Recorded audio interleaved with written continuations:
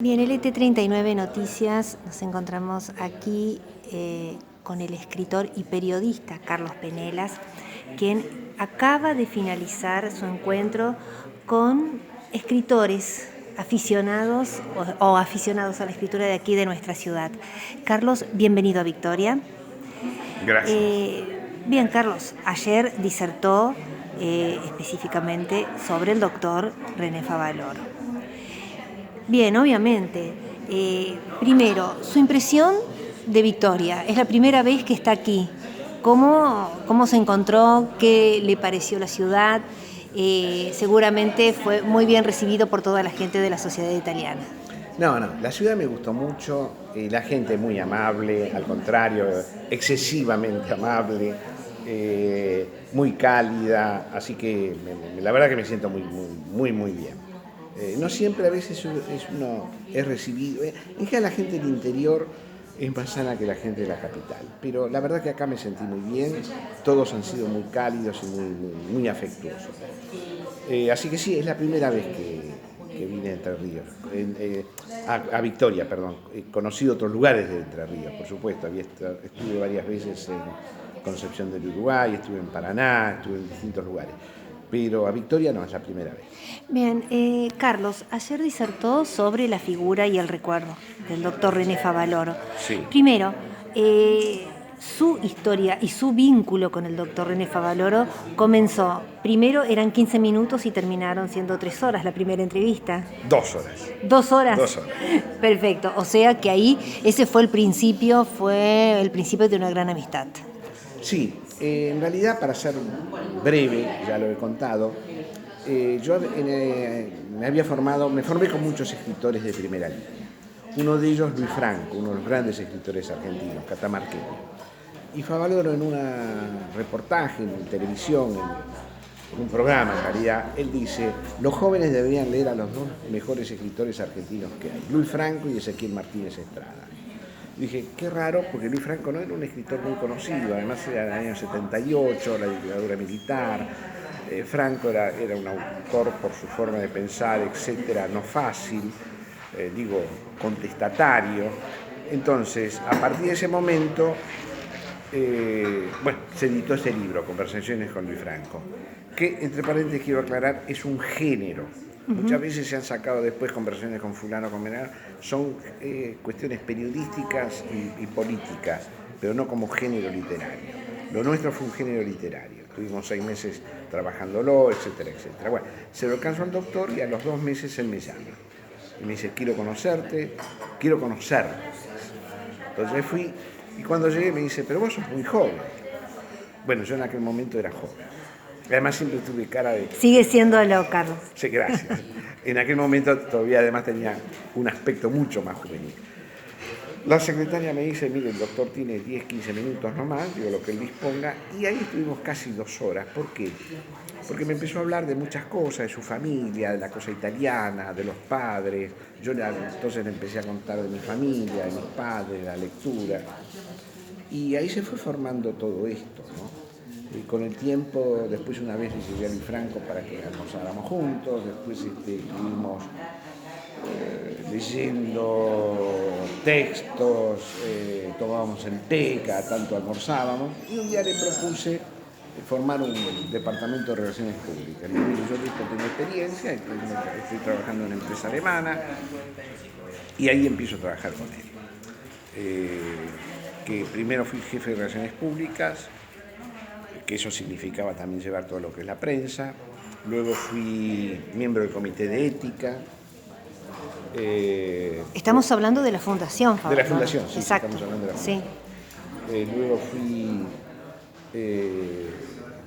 subdirector de las ediciones científicas, en fin. Y eso muy pegado a él, a toda una trayectoria, porque lo que era importante era el modelo de país que él quería, sobre todo en la parte de medicina y la parte social, ¿no? Eso a mí me entusiasmó mucho. Yo tenía el legajo número 22, era del riñón de la fundación. Es más, cuando entro, al poco tiempo le digo, doctor, no tengo lugar, no sé dónde estar. No, olvídate, te doy mi despacho. O sea que yo trabajé los primeros 9 años en el despacho de él. ¿no? Bien, qué experiencia. Sí. Eso Bien. era...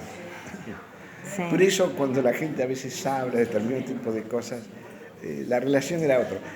Las conversaciones que teníamos nosotros, él no lo tenía muchas veces ni siquiera con un familiar o lo que fuera, porque se andó mucho. Una anécdota muy interesante, una vez que se estaba cambiando, yo lo estaba esperando para acompañarlo, me dice, yo podría ser tu padre. Entonces lo miro y me sonrío, porque él sabía que la figura de mi padre era muy fuerte. Entonces me mira y me dice, ¿tu hermano mayor? Digo, mi hermano mayor. Perfecto. Esa era la relación. Bien. Esa era la relación. Bueno, pero también como un juego, ¿no?, de palabras e incluso probándolo a usted, sobre todo sobre la presencia de su padre y la memoria de su padre. Sí, pero él lo hizo eso, yo podría ser tu padre en el buen sentido. Sí. Había un gran afecto de los dos. Porque hablábamos de muchas cosas, no solamente hablábamos de los temas laborales. Cuando íbamos a comer había una cosa que era clara, no hablemos de trabajo. Perfecto. Siempre hablamos de otra cosa, de literatura, de cine, de tantas cosas. Bien, Carlos, queda clara la afinidad y la cercanía que tenía, la estrechez de este vínculo, de esta relación con el doctor René Favaloro, incluso trabajando 9 años, como usted dice, en su mismo despacho. Sí. Bien. Los primeros 9, Exacto. después ya tenía yo. Y aquí va la pregunta específicamente periodística. Sí. ¿Qué pasó y cómo vivió usted esta tremenda decisión que tomó el doctor René Favaloro hace años atrás? Sí, bueno, fue algo muy realmente dramático. ¿Cómo se enteró Realmente usted? dramático. Bueno, yo a la hora del suicidio estaba en la casa. Me llaman y estoy en la casa.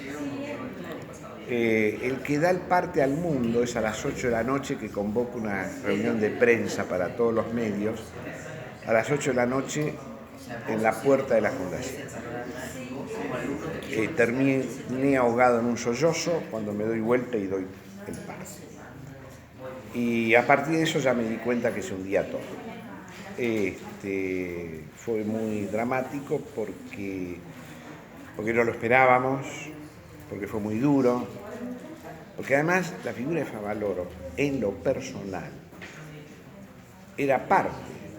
Es decir, yo le llevaba a fin de año los boletines a mis chicos para que él lo viera. Él le compraba factura a los chicos de una panadería y toma, llévatelo a tus pibes. Mirá, compré tal verdura, pero esto me sobra, tengo ya en casa, llévate estos tomates para tu mujer. Era una relación cotidiana, ¿me explico? Perfecto. Ahora bien, ¿y esos días anteriores al desenlace, usted obviamente seguramente tuvo oportunidad de estar en reiteradas oportunidades con él? Usted acaba de decir que no se previó eso, No nadie lo veía en absoluto. O sea que el mundo interior de Favaloro... Yo había estado exactamente 8 días antes con él. Hablar por teléfono a veces sí, pero tampoco me veía sistemáticamente todos los días. Me veía todos los días cuando había un problema determinado, pero si no... Además el trabajo era muy... Por ejemplo, él daba un trabajo determinado y me daba a mí 2 meses y yo por ahí al mes me llamaba y dice, ¿cómo anda eso? Bien, doctor.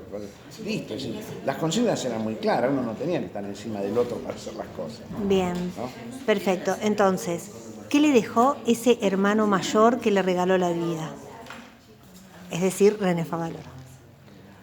Bueno, me dejó, en primer lugar, insisto, fue un golpe muy duro. Lo que me dejó es un poco lo que yo venía trayendo en mi casa, un refuerzo de lo que significa la honestidad, el trabajo. Él siempre decía, Carlos, que nunca se te suba el humo a la cabeza, esa cosa de sencillez, esa cosa de tratar al otro como uno. Y me dejó además un vacío muy grande, porque nosotros vivimos en una sociedad cada día más empobrecida, digo, analfabeta espiritualmente, de eso estoy hablando, del analfabetismo literario por un lado y del analfabetismo espiritual. Eso es, yo le había dicho a él más de una vez, creo que se equivocó al volver. Él lo negaba. ¿Sí? Él lo negaba. 15 días antes me dice, creo que me equivoqué al volver. Pero bueno, fue una decisión de vida, fue años muy intensos que tuve, con los congresos internacionales, con gente que he conocido. He conocido de todo, he conocido presidentes, ministros, de todo. Carlos, pero ahora bien, esa frase del doctor René Favaloro, creo que me equivoqué al volver cuando él dice esto. Digo, no se puede también hacer una lectura de eso y decir, tal vez de él se supo que de las cartas que escribió al dejar y demás, pero tiene que ver con la poca respuesta que él obtuvo de la gente que estaba en el poder en ese momento. No, eso es parcialmente así. No. Yo lo dije ayer y lo repetí 1000 veces. La carta que le mandan a De la Rúa es una carta tarde que dice. Exacto, llegó tardíamente. Claro, fue un error en realidad del cadete de la fundación. La entregó en un lugar que no tenía que llegar, así que era imposible. Lo mismo que le dicen a veces, no, la culpa es de Larreta, no tiene nada que ver Larreta con esto, para nada. Bien, entonces fundamentalmente reivindicamos en ese sentido la figura de la Rúa dentro de la historia. Por No todo tiene lo nada que que se ver supo. de la Rúa. Critíquenlo si quieren de otras cosas, pero no de eso. No tiene Además, esto yo lo hice público, lo publiqué en el 2000, cuando empezaron ciertas críticas a La Nación. Yo publiqué en el diario La Nación una carta con este tipo de cosas, sacándolo totalmente critíquenle otra cosa, no esto. A eso voy, ¿no? Perfecto. Bien, Carlos, ¿recorre el país dando estas charlas sobre el doctor Favaloro? No, yo he recorrido el país dando literatura. Me han invitado a determinados tipos de Pero lugares. específicamente con este tema. Con este tema me han invitado porque el libro se publicó en el 2003, me invitaron a la Sociedad de Médicos del Chaco, me invitaron a Bahía Blanca, en el transcurso de los años, es decir, cada tanto viene este tipo de cosas, pero digamos, no es algo que me he propuesto yo. A veces puedo ir, otras veces no puedo ir. Acá pude venir y con gusto estoy. Pero no es una propuesta mía, digamos, de recorrer esto, ¿no? Perfecto. Bueno, Carlos, muchas gracias por su visita a nuestra ciudad. No, gracias a ustedes. Muchas gracias.